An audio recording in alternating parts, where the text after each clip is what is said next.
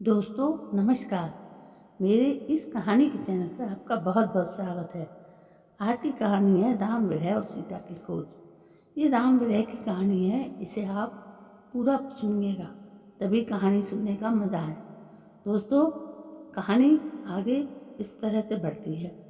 मारीच को मारकर जब राम लौट रहे थे तो लक्ष्मण उनको सामने से आते हुए दिखाई दिए। लक्ष्मण को देखकर उनके मन में तरह तरह की शंकाएं होने लगीं। मारीच का छल वो देख ही चुके थे। लक्ष्मण से वे रुष्ट होकर बोले, मेरी आज्ञा का उल्लंघन करके तुमने ठीक नहीं किया। लक्ष्मण ने सब कुछ बताया। राम ने फिर भी कहा कि तुमको समझ से काम लेना चाहिए था। मेरा मन कह रहा है कि सीता अब आश्रम में नहीं है। दोनों भाई उदास मन कुटी में पहुंचे तो देखा वहां सन्नाटा है। वे सीता सीता कहकर पुकारते पर कहीं से कोई उत्तर नहीं आता। राम बोले, देखो सीता को कोई चुरा तो नहीं ले गया या कहीं फूल चुनने निकल गई है। दोनों भाइयों ने बाहर भीतर सब जगह खोज की। उन्होंने हर पेड़ से पूछा, हर शिला से पूछा, पशु पक्षियों से पूछा, पर सीता का पता किसी ने नहीं बताया। वे हाथ जोड़कर सूर्य से, पवन से, दसों दिशाओं से सीता का पता पूछते। शोक से व्याकुल राम रोने लगे। पंचवटी के हिरण, गोदावरी नदी का सुहाना तट उन्हें दुखदाई लगने लगा। राम बहुत दुखी होकर लक्ष्मण से बोले, मैं अब प्राण देने जा रहा हूँ, तुम अयोध्या लौट जाओ। लक्ष्मण ने समझा बुझाकर राम को धैर्य बंधाया और सीता की खोज करने की सलाह दी। दोनों भाइयों ने एक एक पहाड़ और एक एक कंदरा खोज डाली। खोजते खोजते वे दक्षिण की ओर बढ़ने लगे। वे कुछ ही दूर गए होंगे कि उन्हें सीता के पैरों के निशान दिखाई दिए। टूटा हुआ कवच और धनुष भी उन्होंने देखा। एक आकाशयान भी टूटा हुआ था। लगता था वहाँ कोई युद्ध हुआ है। तभी उन्हें खून से लथपथ जटायु दिख पड़ा। जटायु ने भी राम को देख लिया। उसके मुंह से रुधिर गिर रहा था। फिर भी वो हिम्मत करके बोला, तुम जिस देवी की खोज कर रहे हो उसे लंका का राजा रावण हर ले गया है। उसी ने मेरी यह दुर्गति कर दी है। तुम दक्षिण की ओर जाओ और सीता की खोज करो। इतना कहते कहते उसकी जीभ लड़खड़ाने लगी और आंखें बंद हो गईं। राम ने धनुष बाण फेंककर गिद्धराज को गोदी में उठा लिया और उनके लिए विलाप करने लगे। उन्होंने लक्ष्मण से कहा, देखो इस पक्षी ने भी हमारे लिए प्राण दे दिए। यह संत है, हमारे पिता के मित्र भी हैं। तुम वन की लकड़ियां बीन लाओ, मैं इनका दाह संस्कार करूँगा। जटायु को तिलांजलि देकर राम लक्ष्मण एक घने जंगल में पहुँचे।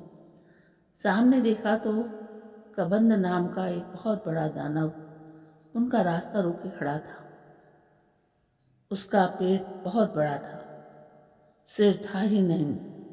उसने एक एक हाथ से दोनों भाइयों को पकड़ लिया और अट्टहास करते हुए बोला, भगवान ने आज घर बैठे भरपेट भोजन दिया है। मैं कई दिनों से भूखा था। राम लक्ष्मण ने अपनी अपनी तलवारें निकाली और उसकी भुजाएं काट डाली। कबंध व्याकुल होकर पृथ्वी पर गिर पड़ा। राम के स्पर्श से उसकी बुद्धि शुद्ध हो गई। उसने राम लक्ष्मण के बारे में जानना चाहा। राम अपने बारे में सब बताया। कबंध बोला, मेरा दाह संस्कार कर दें तो बड़ी कृपा होगी। उसने यह भी कहा कि सीता के बारे में मुझे कुछ मालूम तो नहीं है, परंतु मैं एक उपाय बताता हूँ। यहाँ से दक्षिण पश्चिम की ओर ऋष्यमुख नामक एक पर्वत है।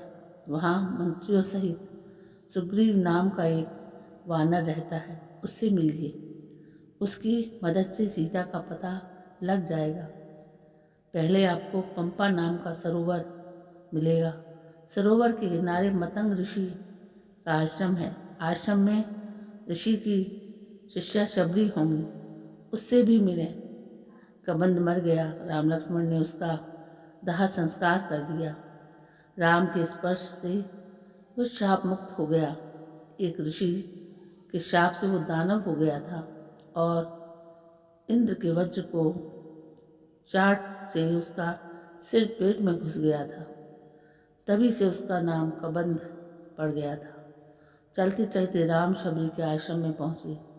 शबरी ने दौड़कर राम के पैर छुए, चरण धोए, आसन दिया और मीठे मीठे फल मूल खाने को दिए। वो बोली, ऋषि ने मुझे बताया था कि चित्रकूट से चलकर राम किसी न किसी दिन अवश्य इधर आएंगे। श्री राम ने बड़े प्रेम से शबरी के दिए हुए फल खाए। श्री राम ने शबरी से सीता जी का पता पूछा। शबरी ने भी बताया कि सुग्रीव से मित्रता कीजिए, सीता की खोज में वो अवश्य सहायक होंगे। तब शबरी ने श्री राम को मतंग ऋषि का आश्रम और मतंग वन दिखाया और ऋषि के चमत्कार की बहुत सी कथाएं बताई। फिर राम की अनुमति लेकर उसने शरीर त्याग कर दिया। शबरी से मिलकर राम के मन को बड़ी शांति मिली और व्याकुलता भी जाती रही। तो दोस्तों, ये थी राम विरह सीता की खोज की कहानी, जो बड़ी मशहूर कहानी है और ये एक पौराणिक कहानी है। आप सभी ने सुनी होगी। जब भी सुने ऐसी कहानी को तो हमेशा ऐसा लगता है कि हमने आज इसे पहली बार सुना है। दोस्तों, कहानी कैसी लगी?